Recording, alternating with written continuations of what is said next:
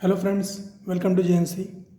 Friends, इस video में हमारे पास जो क्वेश्चन है उसमें हमें वाईडीएससी का एक सेटअप दे रखा है। यंग्स डबल स्लिट एक्सपेरिमेंट का सेटअप दे रखा है। ये सोर्स S1 और ये स्लिट S1 और S2 हैं और एक सोर्स है S जिसकी लाइट इन दोनों स्लिट में जा रही है। ये जो स्लिट के बीच की स्पेसिंग है वो स्मॉल d है और स्लिट से स्क्रीन की जो डिस्टेंस है वो कैपिटल डी है। कैपिटल डी की वैल्यू गिवन है 0.5 मीटर और स्लिट्स के बीच की जो स्पेसिंग है वो गिवन है 1 mm। फ्रेंड्स, जो सोर्स है उसकी जो लाइट है ना, वो मोनोक्रोमेटिक है और उसकी वेवलेंथ कितनी है 5000 एंगस्ट्रॉम। फ्रेंड्स,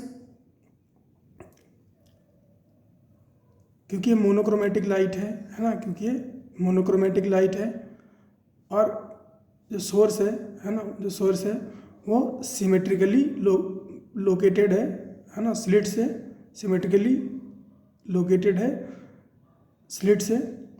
इसलिए जो सेंट्रल मैक्सिमा है या जो सेंट्रल ब्राइट है वो स्क्रीन के सेंटर पर बन रहा है ना, स्क्रीन के सेंटर पर बन रहा है।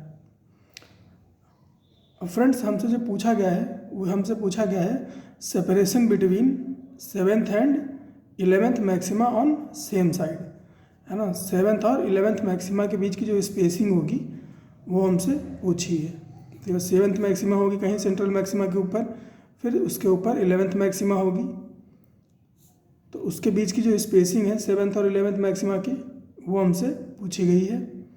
ये फर्स्ट पार्ट में पूछा है। सेकंड पार्ट में हमसे पूछा है विड्थ ऑफ फ्रिंज, है ना, जो फ्रिंजेस बन रही है ना, जो फ्रिंजेस बन रही हैं उनकी विड्थ क्या है, उनकी विड्थ क्या है।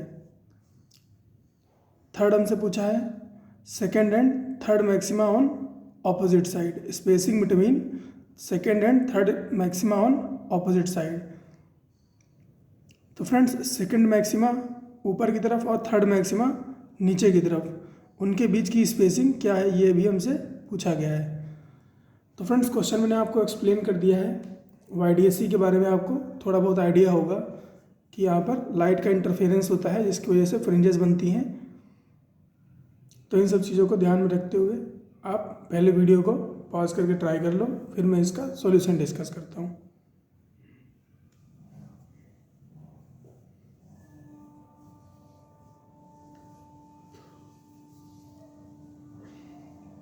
तो आई होप आपने क्वेश्चन ट्राई किया होगा, तो मैं अब इसका सॉल्यूशन डिस्कस करने जा रहा हूँ।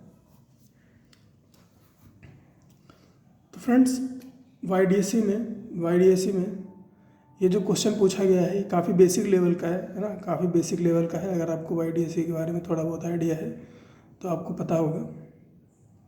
तो फ्रेंड्स, हमसे पूछा है, फ्रेंड्स यहाँ पर कोई स्पेशल चीज़ नहीं है ना। यहाँ पर मैंने आपको क्वेश्चन में एक्सप्लेन कर दिया था कि एक सोर्स है जो कि मोनोक्रोमेटिक है और सिमेट्रिकली लोकेटेड है S1 और S2 से। तो यहाँ पर कोई कैच नहीं है ना, यहाँ पर कोई कैच नहीं है। जो भी बात है वो यहाँ पर स्क्रीन पे है, जो भी बात है वो स्क्रीन पे है। सेंट्रल ब्राइट सेंटर पे फॉर्म हो रहा है, सेंट्रल ब्राइट सेंटर पर फॉर्म हो रहा है। तो किसी तरह का एडिशनल पाथ डिफरेंस भी नहीं है रेस के बीच में, है ना। S1 से और S2 से रे यहाँ पर आती है और कंस्ट्रक्टिव इंटरफेरेंस करती है, जिसकी वजह से सेंट्रल ब्राइट बनता है। और यहाँ पर जो पाथ डिफरेंस है वो कितना है, 0 है ना। यहाँ पर जो पाथ डिफरेंस है वो 0 है। फिर जहाँ पर फर्स्ट ब्राइट होता है वहाँ पर पाथ डिफरेंस कितना होता है, लैम्डा। फिर सेकंड ब्राइट पे 2 लैम्डा, फिर ऐसे करके पाथ डिफरेंस चलते चला जाता है। पाथ डिफरेंस से फ्रेंड्स हम ये वाई एक्सिस पर इसकी लोकेशन भी निकाल सकते हैं। पाथ डिफरेंस से हम इसकी वाई एक्सिस में लोकेशन निकाल सकते हैं।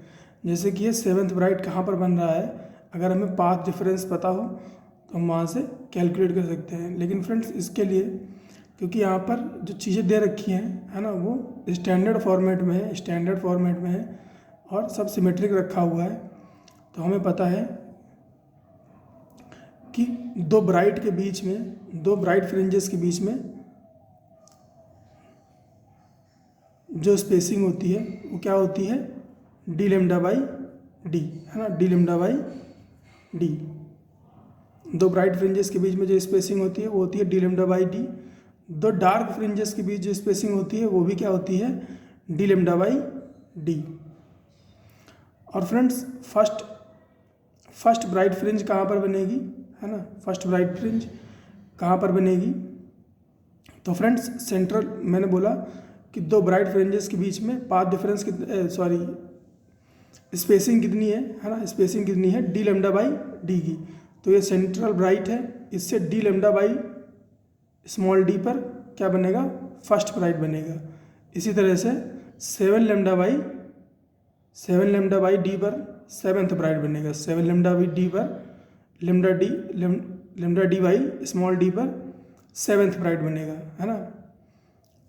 तो फ्रेंड्स y7 क्या हो जाएगा, y एक्सिस पर, है ना, इसको फ्रेंड्स YDSC में, है ना, सेंट्रल, ये जो स्क्रीन का सेंटर होता है इसको XY एक्सिस का, XY प्लेन का ओरिजिन मान लेते हैं, है ना, जिससे कि चीज़ों को एक्सप्लेन करना थोड़ा सा कन्वीनियंट हो जाए। और इसको फिर y से रिप्रेजेंट करते हैं, इसको फिर y से रिप्रेजेंट करते हैं, इसको 0 0 मान लेते हैं, इसको 0 0 मान लेते हैं, फिर इसको y से रिप्रेजेंट करते हैं।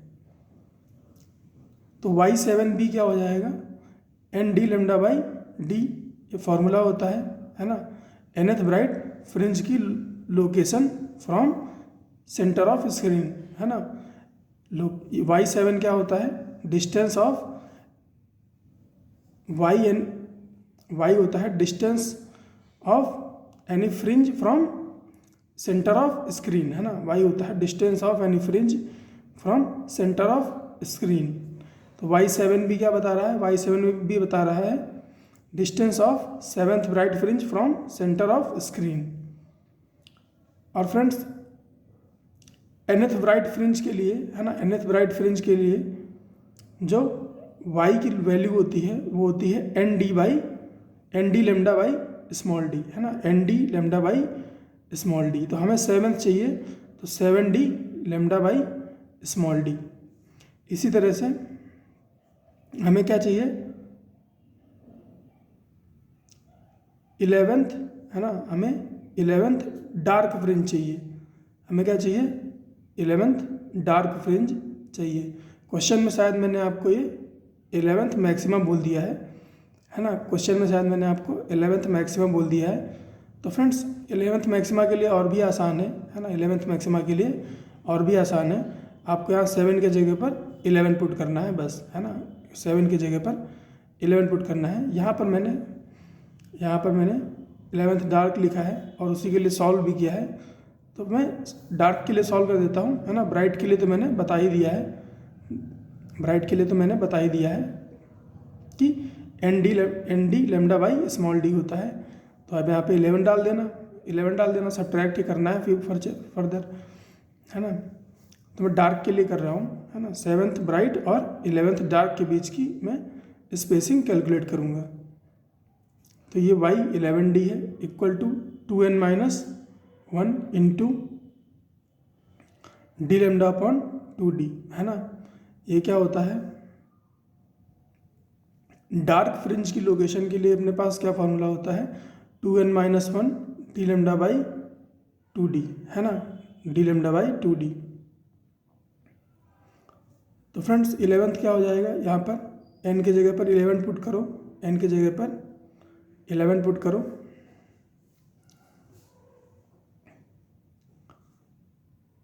तो ये हो जाएगा 22 माइनस 1, तो 21 into d lambda upon 2 small D, 21 D lambda upon 2 small D.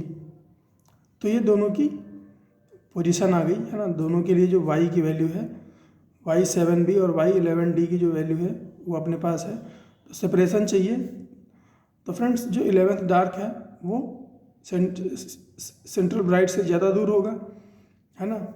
जो उसकी स्पेसिंग है उसमें से 7th ब्राइट की स्पेसिंग को सब्ट्रैक्ट कर देंगे, क्योंकि ये इसकी जो वैल्यू होगी वो कम होगी। तो 21 D lambda by 2d minus 7 D lambda by D, है ना। बेस सेम कर देते हैं, ऊपर नीचे 2 से मल्टीप्लाई करके। तो यह आया 7 D lambda upon 2d, 7 D lambda upon 2d। Values put कर दो इसमें। 7 डी की वैल्यू क्या है, डी की वैल्यू है 0.5 मीटर, तो 5 × 10⁻⁻1 कर दिया। और लेमडा क्या है 5000 एंगस्ट्रॉम। तो फ्रेंड्स 5000 एंगस्ट्रॉम को हम लिख सकते हैं 5 × 10⁻⁻7, है ना। एंगस्ट्रॉम होता है 10⁻10 और उसमें 1000 था, तो इसमें से 3 माइनस कर दिया 10 में से। और नीचे स्मॉल डी की वैल्यू क्या है 1 mm, तो ये 1 mm हो गया। और क्या था 2, तो ये 2। अब सारी वैल्यूज हमने पुट कर ली। ये क्या होगा 5 × 5 25, है ना। 5 × 5 25, और 25 को 7 से मल्टीप्लाई करेंगे तो ये क्या हो जाएगा 175, और 175 को 2 से डिवाइड करेंगे तो ये आएगा 87.5। 87.5 को मल्टीप्लाई करेंगे 10⁻⁻1 से, तो वो हो जाएगा 8.75। और फिर ये इसके साथ जाएगा,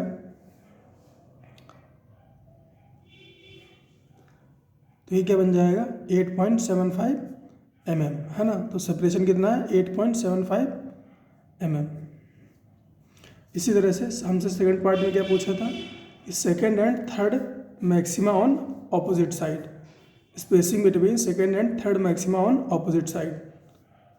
तो सेकंड मैक्सिमा यानी कि सेकंड ब्राइट ऊपर की तरफ ले लिया और थर्ड ब्राइट नीचे की तरफ ले लिया। अब इसको आप ऊपर नीचे कैसे भी कर लो, है ना, स्पेसिंग की जो वैल्यू आएगी वो तो सेम ही आएगी। तो फ्रेंड्स सेकंड ब्राइट कहाँ पे बनेगा 2d लेमडा बाई डी पर, है ना, 2d by lambda by D पर। और थर्ड ब्राइट नीचे कहाँ बनेगा 3d लेमडा बाई डी। तो फ्रेंड्स ये टोटल डिस्टेंस और ये टोटल डिस्टेंस ऐड हो जाएगी, तो ये 2 + 3 क्या हो जाएगा 5। तो 5d lambda by D spacing होगी सेकंड ब्राइट और third bright on opposite side.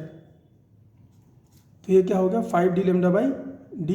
Values डालो इसमें, ये 5 हो गया, डी की वैल्यू 5 × 10⁻⁻1, लेमडा की वैल्यू 5 × 10⁻7 और डी की वैल्यू 10⁻3।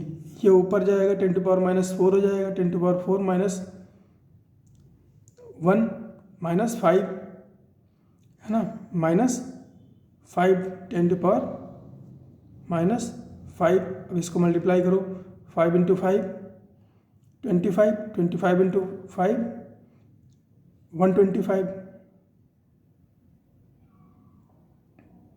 125 फ्रेंड्स 125 × 10⁻5, है ना। 10⁻2 इसमें मल्टीप्लाई कर दो तो ये क्या हो जाएगा 1.25 और 10⁻3, तो इसको कर दो mm, तो 1.25 mm इस पे स्पेसिंग हो जाएगी।